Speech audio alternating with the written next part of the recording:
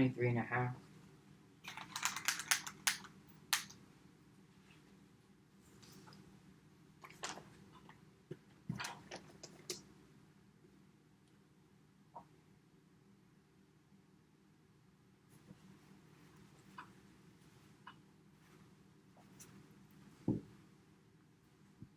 $48.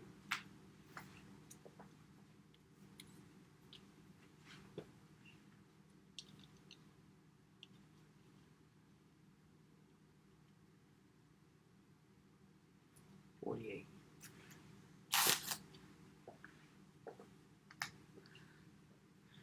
Hi, my name is Eli Reisinger. I am from Madisonville High School. My advisor is Ms. Clinton. I'll be doing Food Innovations 2 and Revolutionary Pie. So the reason why it's named Revolutionary Pie is this recipe came from Mrs. Gardner's receipts written in 1763. She was an English woman living in Massachusetts in Boston. And throughout the entire cookbook, you can kind of see European influence because New World food wasn't particularly liked. So they tried to make it more European based. And we can see that later in the original recipe. So the reason why I chose this recipe is because it was so unique to me how this common recipe that we see at everyday holidays can have such a weird history by having, chunks and little to no spices, but we can get that in the original recipe.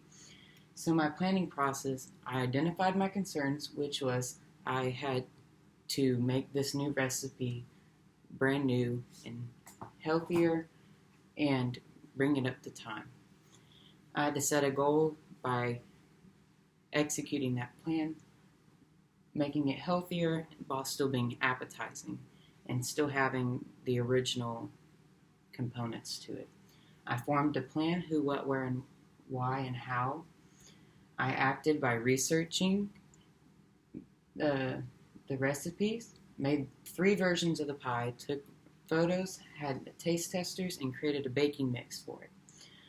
My follow-up, my goal was met, and the next time we would add more seasonings to each pie. Right here I have my start event summary form. I have my safety, sanitation, and equipment list. So now we can move on to the recipes. So here we have the actual ingredients for each one and individual steps that I took in each recipe and then the final product. So here we have the original recipe. She used fresh pumpkin, apples, sugar, and made a European style crust. And it's more European based than the American style because it has layered butter in it instead of just the American mushing it up with a fork. And so when she assembled the pie, she layered very thin layers of sugar, and then a layer of pumpkin, then a layer of apple, and then a layer of sugar. And then she kept doing it, and then she also put a top over it, as you can see in the final product. And that was more of a European thing still. So in the second recipe, we have more spices included. I switched out dairy butter for plant butter, and I also roasted the pumpkin and made a more American style crust. And so here is the final product. You can see highlighted all of the ingredients that I added or changed in there. I decreased the number of apples and added sugar instead, because added more sugar because that's not necessarily common in nowadays pumpkin pie. So in my modification 2, I still kept the roasting element of the pumpkin because it added a deep layer of flavor. I also caramelized the apples, which I kept in there for original time's sake, so it still relates back to the old recipe. I added a bunch of more spices instead of just cinnamon like in the last recipe, like allspice, nutmeg, ginger, and cloves. I also added eggs for stabilizer and evaporated milk to thin it out. I also blended it completely, and then this is the final product. This final product is gluten and sugar free because it has Splenda, which is an artificial sugar, and I used King Arthur artificial flour, which was gluten free at the store. So here we have the taste test, and I rated it on a scale to hate it, like it, or love it. And the criteria were appearance, taste, and overall. In the original recipe, we had no people hate any of it. It was all like it or love it.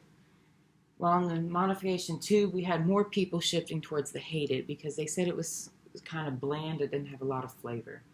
In modification 2, we only had one person hate the appearance of it.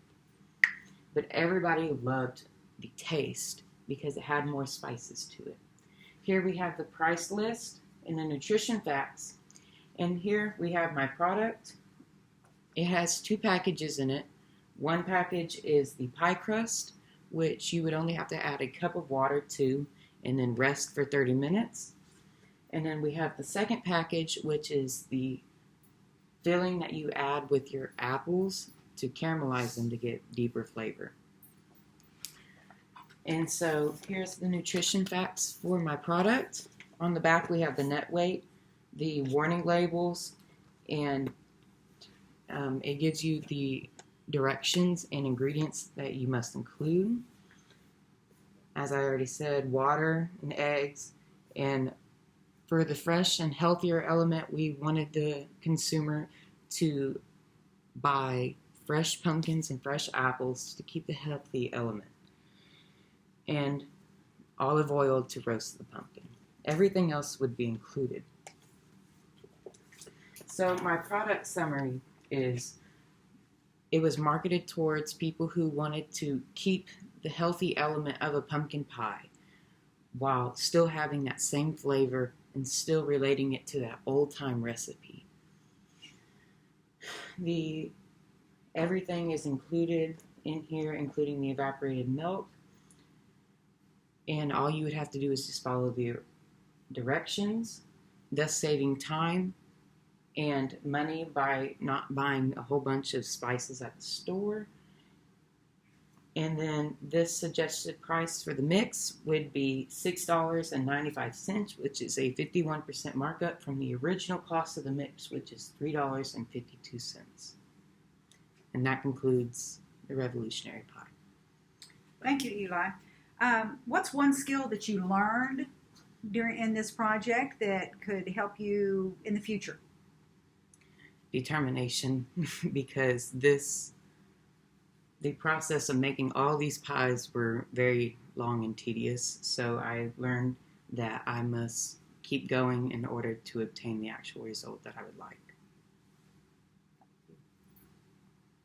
What's an obstacle that challenged you during this process?